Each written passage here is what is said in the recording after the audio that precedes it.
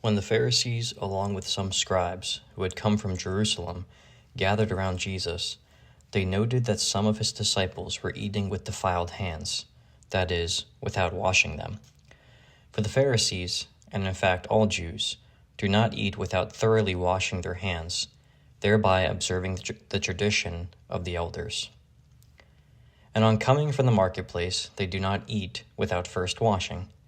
In addition, there are many other traditions that they observe, such as the washing of cups and jugs and bronze kettles and tables.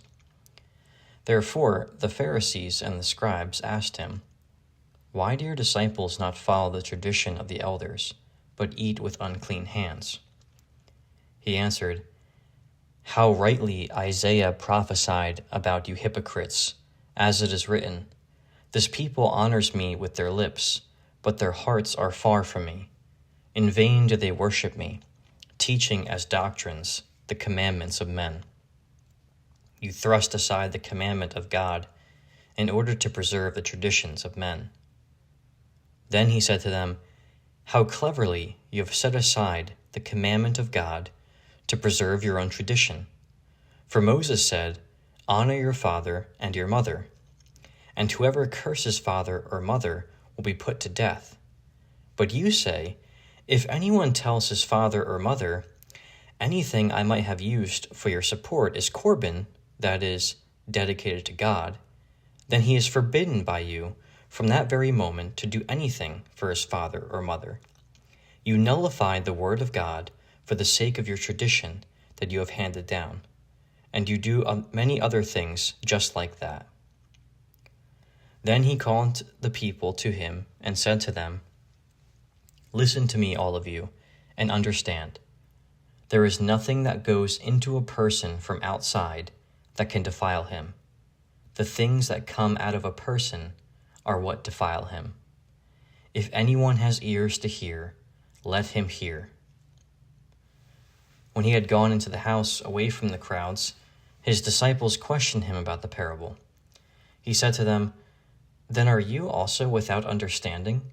Do you not realize that whatever goes into a person from outside cannot defile him, since it enters not into the heart but into the stomach, and is discharged into the sewer?"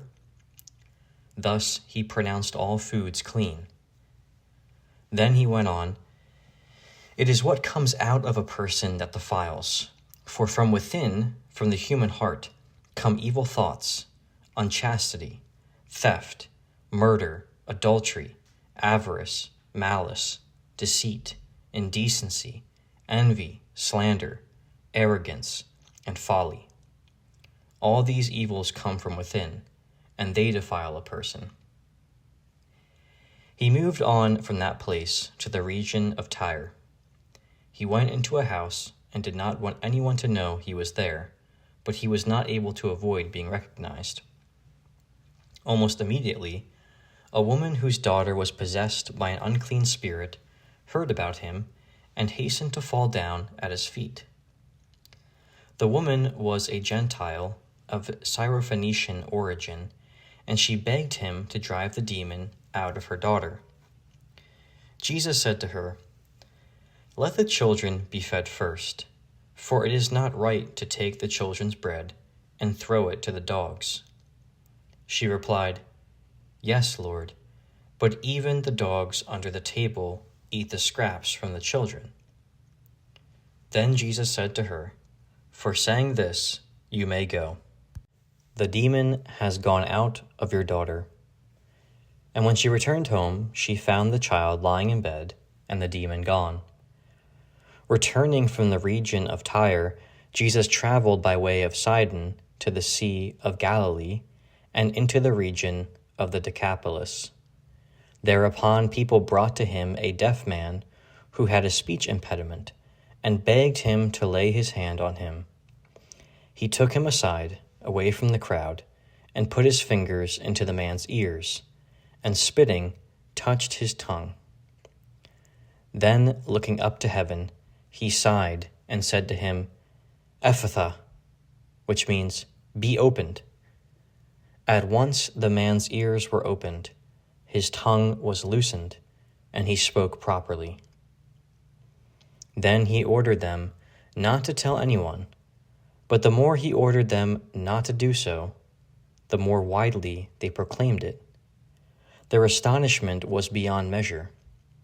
"He has done all things well," they said. "He even makes the deaf able to hear, and the mute able to speak."